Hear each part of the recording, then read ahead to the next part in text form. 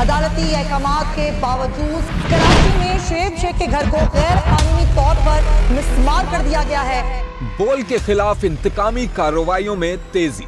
कराची में को चेयरमैन शुएब शेख का घर गिरा दिया गया।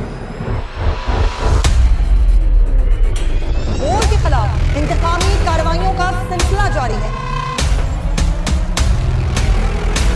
सिंध हुकूमत की अदालती अहकामात की खिलाफ वर्जी। सिंध हाई कोर्ट का स्टे ऑर्डर नजरअंदाज।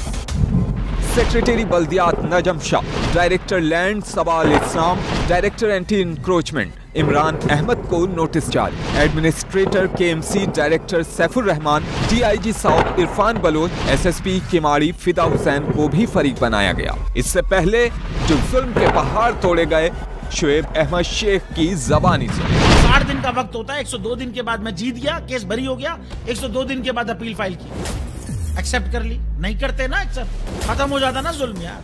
भरी अदालत में मुझे बरी कर दिया, फिर पता नहीं क्या हुआ, 2.5 घंटे बाद का नोट बिफोर, मैं नहीं सुनता ये केस। खड़े रहते अपने फैसले पे, मिट जाता जुल्म। अल्लाह ताला ने बिठाया इस कुर्सी, इन कुर्सियों पे इनको यार, ये अल्लाह ताला की तरफ से फैसले करने हैं।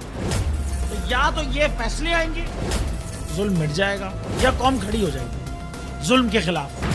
हर मुश्किल के बावजूद बोल हकीकी सहाफत करता रहेगा। सब्सक्राइब करें और बेल दबाएं ताकि कोई खबर रह न जाए।